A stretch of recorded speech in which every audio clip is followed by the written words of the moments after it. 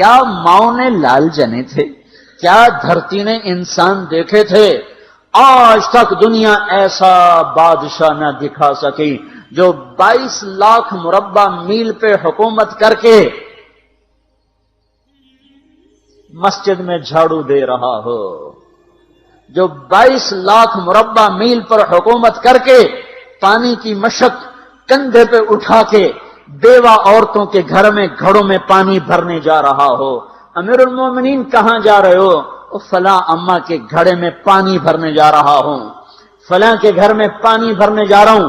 22 لاکھ مربع میل پہ حکومت کر کے دھرتی نے ایسا بادشاہ نہیں دیکھا جو اونٹ چراتا پھر رہا ہو، اور جو بیت المال کا اونٹ گم ہوا چولے کو باندھا اور دوڑ لگائی، آگے احنف بن قیس ملے، ارے کہاں جا رہے ہو امیر المومنین؟ کہ تو بھی آجا، بیت المال کا اونٹ گم ہو گیا ہے، مل کے تلاش کریں۔ پتہ نہیں کتنے مسلمانوں کا اس میں حصہ ہے۔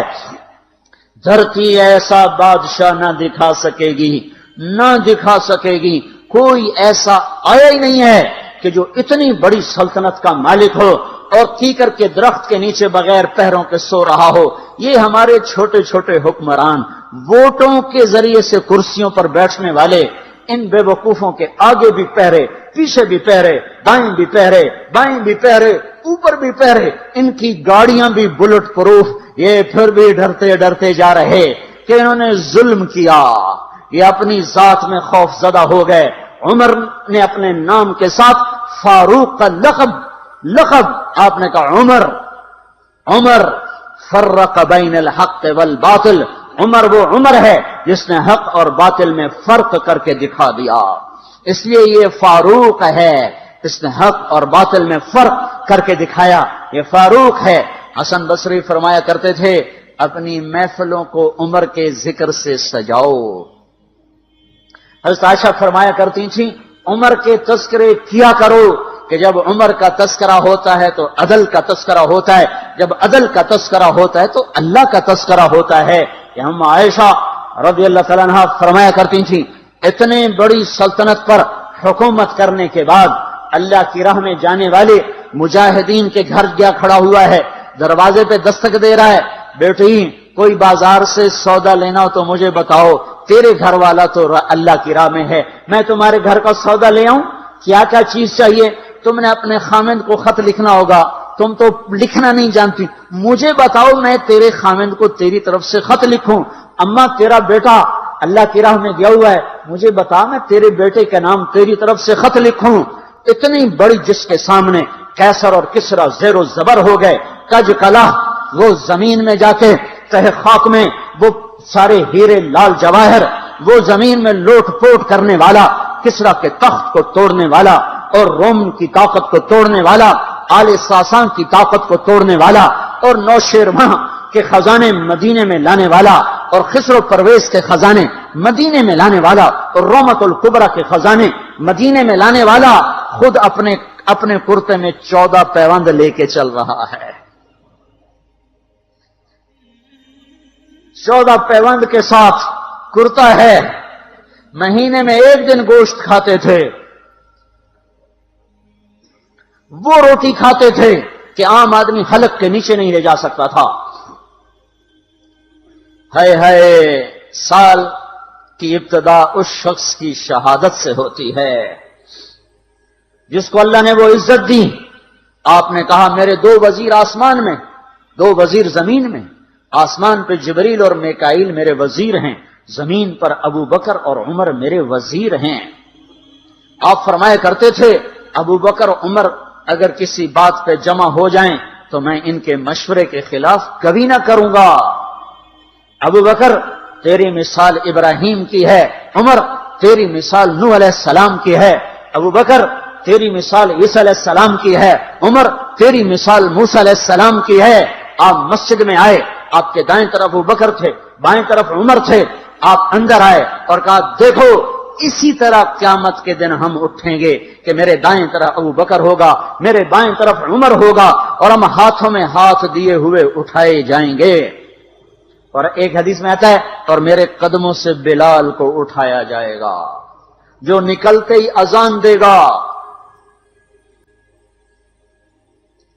جس کے اسلام لانے نے اسلام کو اونچا کیا، جس کے اسلام لانے نے باطل کو پست کیا، جن راہوں سے عمر گزر جائے شیطان وہ راہیں چھوڑ دیتا تھا۔ عرفات کا میدان تھا، 1.25 لاکھ مقدس ہستیاں سامنے ہیں۔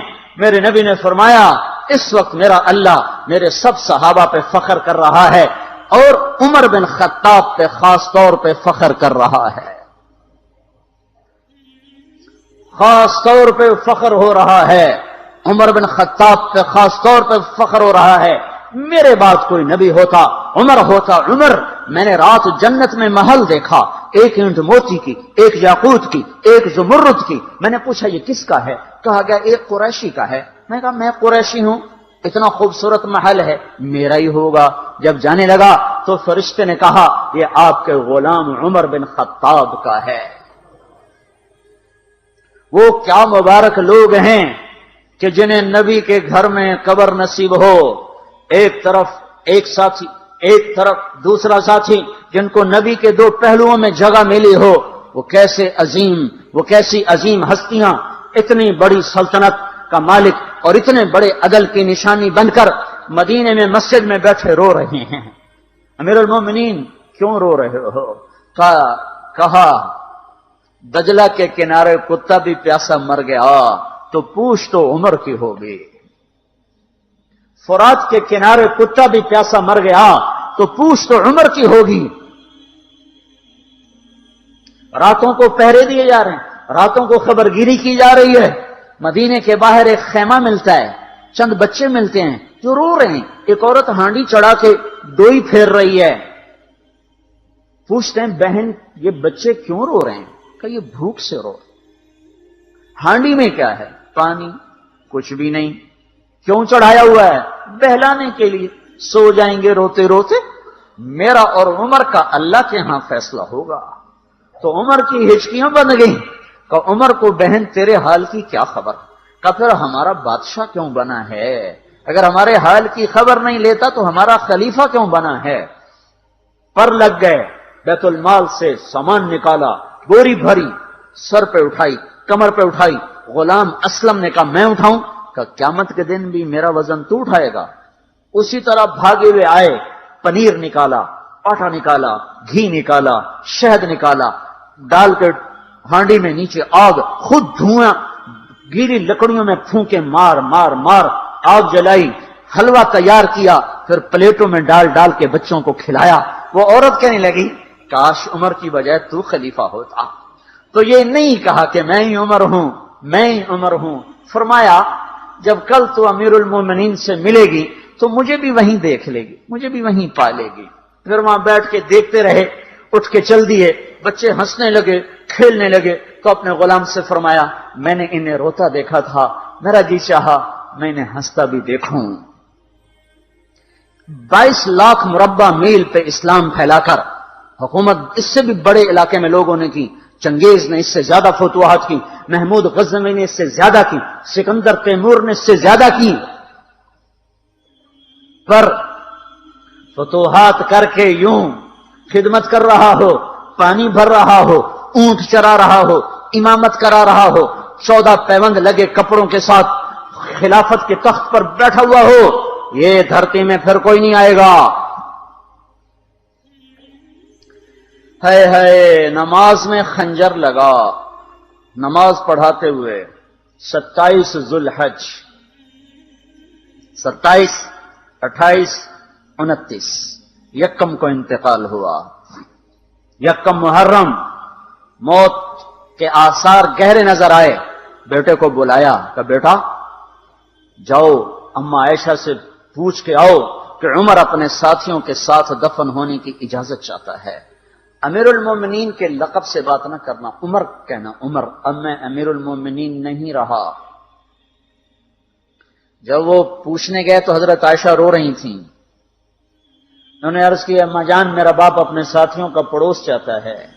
انہوں نے فرمایا یہ جگہ تو میں نے اپنے لیے رکھی تھی، لیکن اگر عمر چاہتے ہیں تو ان کو مجھ پر فضیلت ہے، میں ان کے لیے دستبردار ہوں۔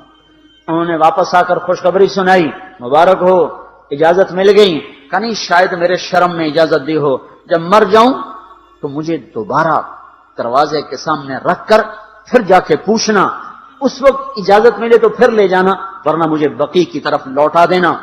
اتنے میں حضرت علی آئے، پریشان دیکھا، عمر کیوں موت سے ڈر گئے؟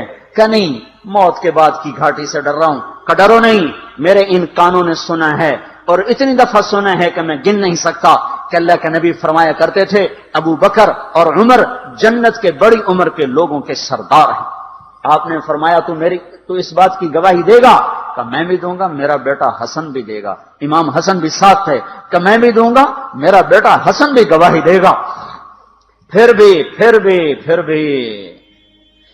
ہے جو جنت کی بشارتیں لیے ہوئے ہیں، 10 مبشرہ، ابو بکر جنتی، عمر جنتی، عثمان جنتی، علی جنتی، طلحہ جنتی، زبیر جنتی، ابو عبد الرحمن بن عوف جنتی، ابو عبیدہ بن جراح جنتی، سعید بن زید جنتی۔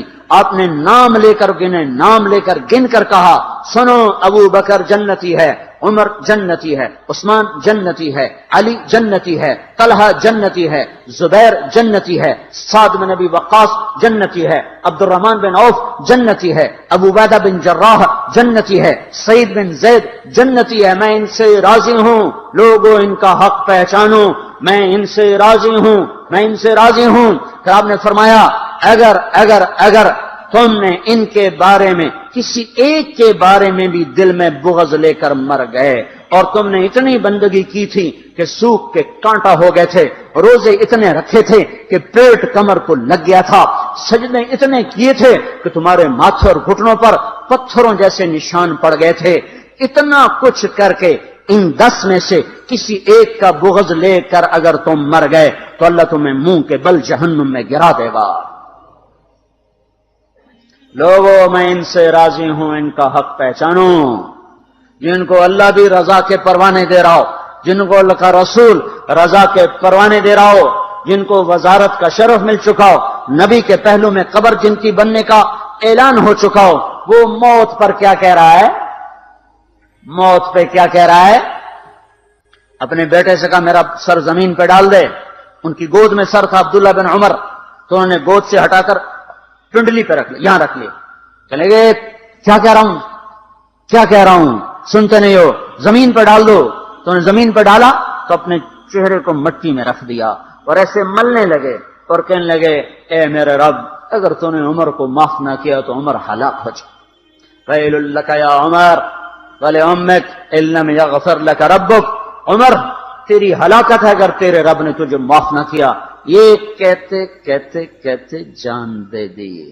22 لاکھ مربع میل میں اسلام کو زندہ کرنے والا، این حالت نماز میں زخم کھا کے گرنے والا، مطلوب مصطفیٰ، وزیر مصطفیٰ، جنت کی خوشخبریاں لے کر پھر موت پر یوں کہہ رہا ہو اے اللہ تو نے معاف نہ کیا تو میرا کیا بنے گا؟ کیا بے طلبی ہے۔ ان کے بیٹے خلافت کے اہل، ان کے بہنوئی سعید بن زید 10 مبشرہ میں سے دونوں کے نام کاٹ دیے، کہ یہ 6 ہیں جن سے اللہ کا رسول راضی تھا، جس کو چاہو خلیفہ بنا دو، جس کو چاہو حکومت دے دو، نہ میرے بیٹے کو ملے گی نہ سعید بن زید کو ملے گی۔ کسی نے کہا شوشہ چھوڑا، آپ کا بیٹا بھی تو بہت قابل ہے، اسی کو بنا دیں۔ تو اسے تو طلاق دینا نہیں آتا، حکومت کہاں سے چلائے گا؟ یہ ایک واقعہ کی طرف اشارہ کیا ہے، اس کے پیچھے ایک واقعہ ہے جس کو انہوں نے یاد کر کے فرمایا وہ تو طلاق دینا نہیں جانتا، وہ حکومت کیا چلائے گا؟ حالانکہ بڑے صحابہ میں عبداللہ بن عمر کا مقام ہے۔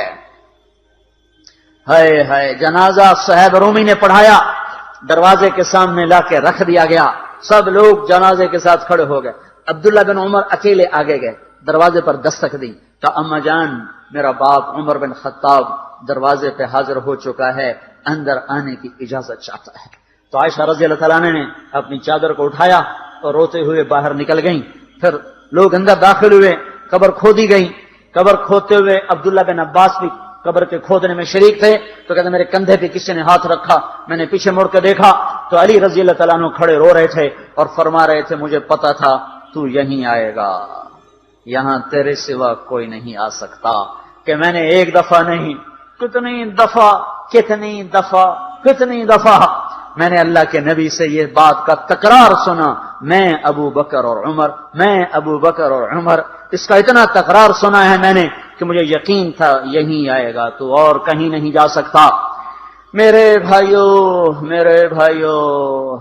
غفلت سے باہر آ جائیں، یہ دھوکے کا گھر، یہ مچھر کا پر، یہ مکڑی کا جالا، یہ دنیا کہیں ہمیں ہلاک نہ کر دے۔ ان لوگوں کو سامنے رکھ کے زندگی گزارو جنہوں نے اللہ کو راضی کیا، اس کے رسول کو راضی کیا، کلمہ حق کو بلند کیا، خیر کے ذریعہ بنے، شر کے مٹانے والے بنے، اور دنیا میں مرنے کے بعد بھی ان کے تذکرے ہدایت کا سامان بنے، ان کے تذکرے روشنی کا مینار بنے۔ ان کے پیچھے چلو، مغرب کے اندھیروں کی طرف مت دوڑو، وہاں تو سورج بھی ڈوب جاتا ہے، مغرب میں تو سورج بھی ڈوب جاتا ہے، اور تمہیں پکار کے کہتا ہے مغرب کی طرف نہ آنا، ادھر اندھیرا ہے۔